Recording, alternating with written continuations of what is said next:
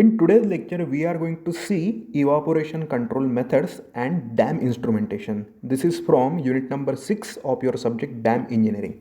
So let's move.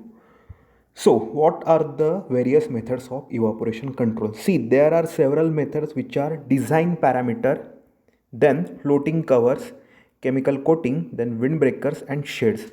The first control method, that is design parameter, it needs to be adopted when you are constructing the dam, when you are designing the reservoir. Okay, then the remaining four methods, which are floating covers, chemical coating, windbreaker and shades, can be adopted later on after the complete finishing of reservoir. After complete construction of dam, you can adopt the remaining four methods, but the first one needs to be taken care of when you are in the design stage of your dam and the reservoir. Okay, let's see the each method of evaporation control one by one in detail. So design parameter are saying we should adopt more depth to area ratio. In short, the depth of the reservoir should be more. Okay, it should be deep and it should have least exposed surface area. Now what least surface area is going to cause? It will cause less exposure. It will be having less exposure to wind, dry wind, draft. That's why evaporation quantity, the quantity of evaporation that will be taking place in such reservoir will be less. Whereas if you provide more exposed area and if the depth is less, okay, let's say these two reservoirs having the same quantity, but one of the reservoir is having less exposed area and one of the reservoir is having more exposed area. What is going to happen? The reservoir which is having more exposed area will be prone for more quantity of evaporated water. And another method we can adopt is cellular construction of reservoir. Okay, this thing also be need to taken care of when you are designing the reservoir. Okay, it cannot be done later on. For example, if we are having this number of cells in the reservoir, what is going to happen? The cell boundaries are going to act as barrier for the wind. Okay, and therefore the motto app of having more depth and less area will be accomplished when you are dividing the whole reservoir area into number of cell, into number of individual grid. Okay, this is the design parameter and you have to provide the required design parameter in order to have less amount of evaporation when the dam and reservoirs are in phase of construction. All right, let's move to next method, which is floating cover. See, these polyethylene sheets and balls can be totally covered on the reservoir provided that the material from which the sheets or balls are being made is not dissolvable in water. Okay, it should not emit its color, it should not get dissolved in the water, it should be free from any toxin means any toxic compound. Okay, otherwise you can have a wax coating or foam layer which will be there on the reservoir, but the problem with wax and foam is that you have to make sure that the total reservoir area has got covered with wax or foam and they need to be properly maintained. The wax cover and the foam cover need to be properly maintained so that they are not having any loophole on the reservoir cover. Okay, then chemical coating. Two chemicals are there, cetyl and dicyl alcohol. They can be poured on the surface of the reservoir. Okay, we can procure barrels of the cetyl and dicyl alcohol and we can pour all the chemical on the reservoir surface. What this thin sheet will be doing, this thin sheet of chemical will be restricting the sunlight to take away the water moisture. Okay, therefore the rate of evaporation will be totally eliminated, but this get sublimated, this get vaporized in the atmosphere. These chemicals are prone to sublimation, or let's say the proper word is evaporation. These chemicals are also prone to evaporation, therefore after a cycle of 4 days they need to be poured in a cycle. Okay, they need to be poured periodically, otherwise they totally get diminished and the evaporation process will initiate in the reservoir. Okay, then windbreakers. Now see, the problem of evaporation is there because of two factors: temperature is there and dry wind is there.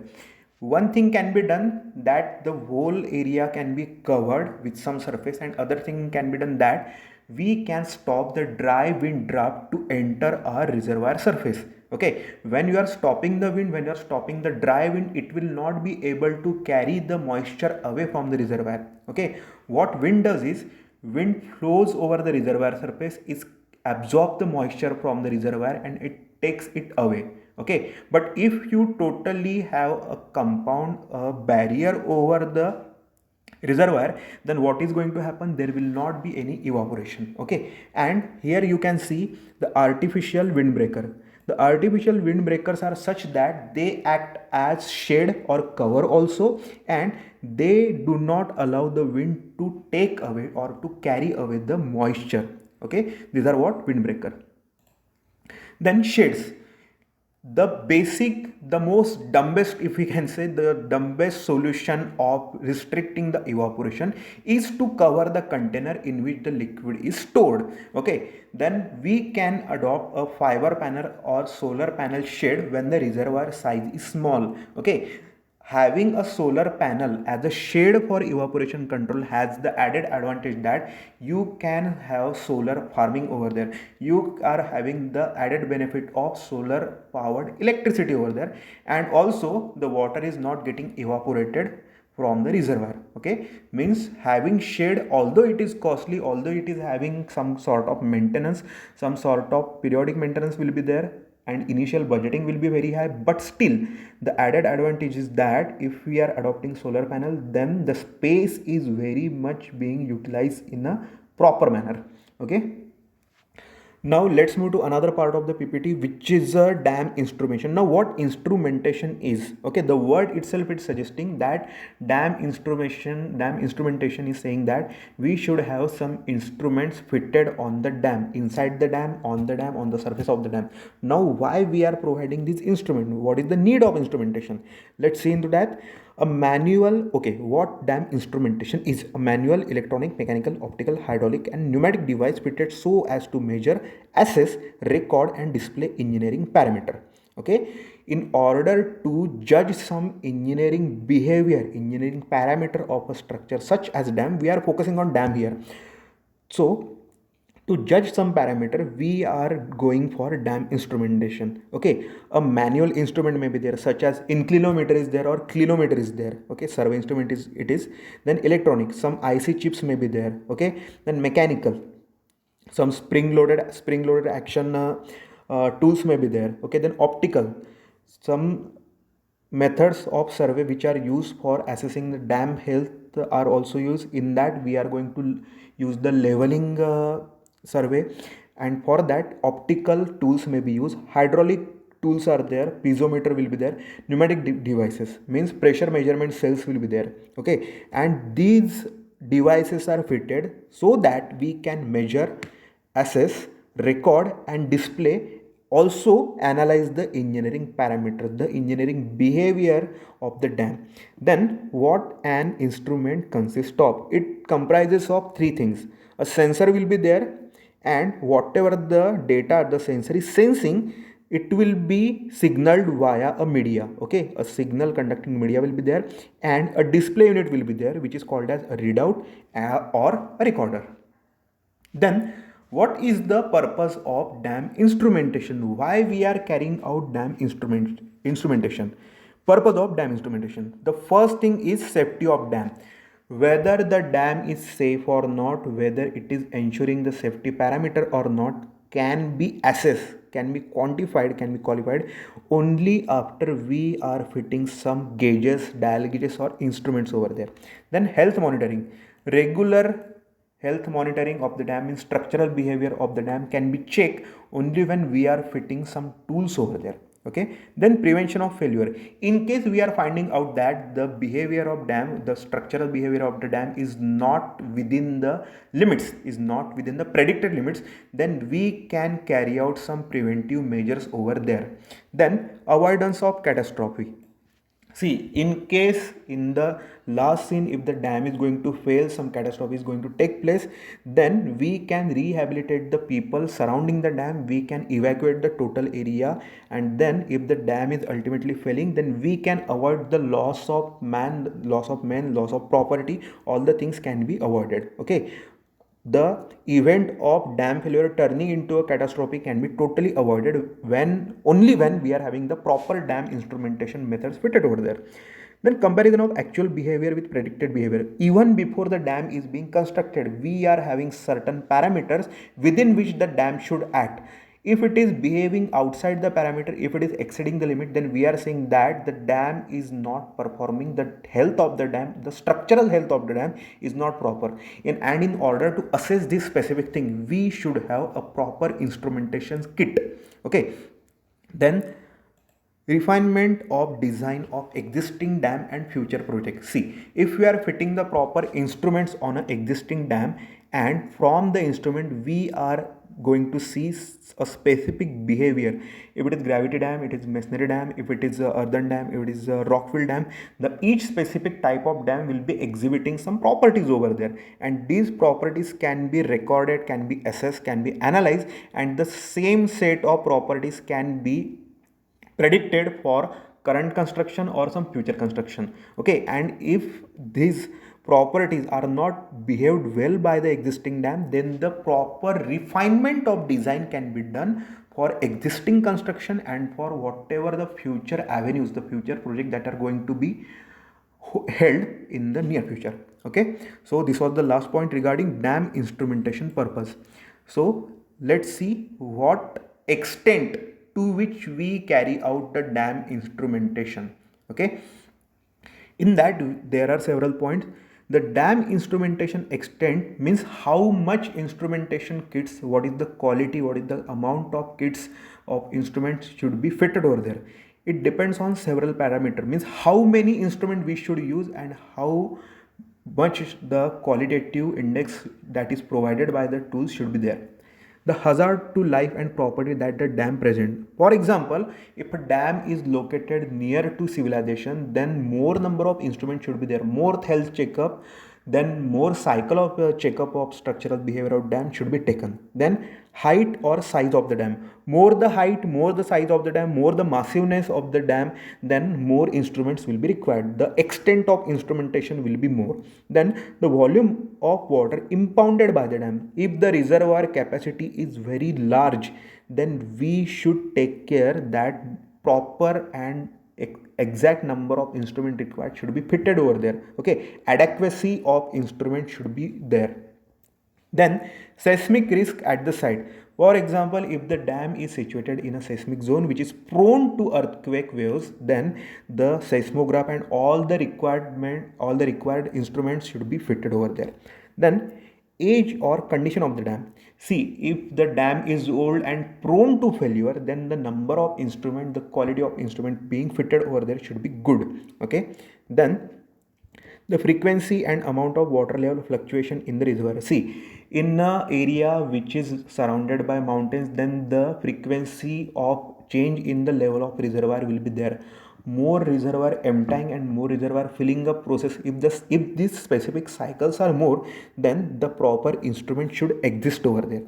Then the history of problems or abnormal behavior at the dam. If the dam is not behaving in the predicted behavior set, then we should have the proper instrumentation kit fitted over there. Okay, now let's see what are the various parameters that needs to be checked by using the dam instrumentation methods. Okay, let's see the parameter. The first parameter is water pressure. Either it may be seepage pressure or it may be the load of water which is coming from the reservoir water ponding. Okay, then seepage and leakage through the body of the dam. Then movement of the dam. Movement implies to the horizontal movement of the dam and vertical means settlement of the dam. Then the reservoir water level, the amount of water can in the reservoir can be measured when we are knowing the proper level of reservoir water. Then weather condition, the evaporation rate, the rainfall rate, the snowfall rate, if it is located in a snowy region, snowfall region, then all these natural parameter, even wind velocity, temperature, all these parameters come under weather condition. So these needs to be measured by using the instruments. Then local seismic activity. Yes, seismographs may be used for determining the tremors in the soil because of earthquake. Then temperature, okay, temperature of the dam body, temperature of the water in the reservoir, all these things need to be measured, and for that the simple device thermometer is used. Okay, now see, the first parameter is water pressure. For measurement of water pressure, we are going to use a piezometer or standpipe. Piezometer are a device used to measure the water pressure at specific location in dam bodies or foundation and abutments. And the primary value of water pressure data is to warn certain condition or problem that may exist or may be developing. Now, what happens in a piezometer or a standpipe piezometer? See, for example, if this is a level, this is a floor which is being exerted upon with some water pressure. Now what the standpipe or piezometer does is, it has a hole on the floor and the standpipe is located somewhere here. Now whatever the amount of pressure which is being borne by the floor will be reflected in the piezometer. Okay, all the pressure data will be reflected in the standpipe or in piezometer. By this assessment, we can have a proper knowledge of what is the seepage pressure, what is the, sorry, not seepage pressure, what is the uplift pressure which is being exerted on the foundation or on the dam body or on the abutment of the dam. Okay, then seepage and leakage. Seepage from reservoir is the interstitial movement of water through a dam, the foundation or the abutment. Seepage is different from leakage. Leakage is the flow of water through cracks or holes which are present inside the dam. Okay, seepage and leakage through a dam should not be large enough to erode the material from inside of the dam body. Okay, the problem with seepage and leakage is it will be carrying, seepage and leakage is continuous, and what this problem will be doing, it will be carrying away the particle of the dam. Okay, either it is, if it is concrete dam, then it will be taking away the concrete particle, it will be taking away the grains of the material of the dam, and thereby the widening of the crack, the widening of the hole will take place, and it is going to expand exponentially. That's why we should have a clear attention toward the amount of water which is going via seepage and leakage. Okay, wherefore seepage flow measurement can be used as a device, then laser Doppler velocity meter. Okay, velocity and quantity of water which is going via seepage and leakage are directly proportional, therefore more the velocity that will be observed by the laser Doppler velocity meter, thereby we can conclude that the seepage amount, the leakage amount is very high. Okay, now let's see another parameter, movement. Now when we are talking about movement of the dam may be in horizontal direction as well as or vertical direction. Okay, horizontal direction means if the dam is getting displaced because of the reservoir water force, hydrostatic force, then it will be the horizontal movement, and if the dam is going to settle, if it is settling, then the vertical movement will be there. Okay, and for that we are having several methods, such as we can carry out a survey in order to determine the horizontal as well as vertical settlement. We can conduct a survey in which what we are going to do, we will be having a fixed monument, and over that monument we can fix our survey instrument, and that survey instrument will be used first when the dam was just completed, and after a year, after 6 months, after let's say a year, after 5 years, we will be carrying out the same survey, and the initial records that we had while we had the first survey will be compared with the readings that we took after 5 years, let's say, or 10 years, let's say, and difference in between them should be within the desirable tolerance limits. Otherwise we will declare that the dam is settling or the dam is moving away. Then we are having this plumb line method, in which the upper structure of the dam and lower structure of the dam are connected by using a plumb line, and the 2 points of the plumb line show a linear relation. Okay, they are in line with each other, and if after some year, if we find that the two lines are not in line with each other, then some sort of movement has taken place inside the dam body. Okay, and some settlement may be there. Okay, thereby several methods are there in by which we can determine the movement, even by carrying out the photographic survey. We can determine whether the dam has moved from its very position or not. Okay, Then reservoir water level. This is the simplest measurement we can take. We can have a stop gauge. In the diagram, you can see a stream is there and a stop gauge is there. When the stream water level increases, you can directly see what is the level of water inside the stream. Same way in the reservoir, we can have this column, this pier, and over this column, the graduations are there in meters or let's say centimeters. Okay, for fine reading, centimeters may also be calibrated on the column or on the stop gauge. This is the simplest measurement that an engineer takes in the dam body. Then weather condition. Weather condition means precipitation in form of water, let's say rainfall or snowfall or hailstorm or whatever it be. Then what is the wind velocity? Windrows diagram may be generated for the specific region of the dam. Then evaporimeter may be used in order to determine the rate of evaporation of the dam. Then rain gauge meter, then snowfall gauges may be used in order to judge, in order to assess the amount of rainfall received during a season, over the span of year or a decade. Okay, weather conditions are also a long term parameter that needs to be taken in consideration for health checkup of the existing dam or for future project that may be taken inside the region. Okay, then seismic activity. The seismic activity or the local seismic activity can be determined by using seismograph. See, when you are installing a seismograph in a dam body, it will be continuously showing some vibration. Okay, but those minor vibrations do not play a major role in disturbing the dam structure. When the vibrations are so much that they are going to cause some failure of the dam, then such reading should be continuously noted by the seismograph. Okay, and by knowing the seismic zone, by knowing the previous history of earthquake, we can take care of the failure, the seismic failure of the dam, and for future project, for future avenues, we can have the proper arrangement during the design and construction of the dam. Now temperature, the simplest one is the temperature. You can use thermometer in order to assess the temperature stresses that are going to take place in the dam body, and also the temperature of the reservoir. Although temperature of the reservoir does not play a major role, only the upper zone of the reservoir will get heated up because of sunlight. But when we are talking about a massive structure such as dam, then a minor temperature change cause large extent of temperature stresses inside the body of the dam, which may prove fatal to the health of the dam. That's why temperature is also another added parameter. So that was all regarding control of evaporation and dam instrumentation. Stay home, stay safe, take care, bye.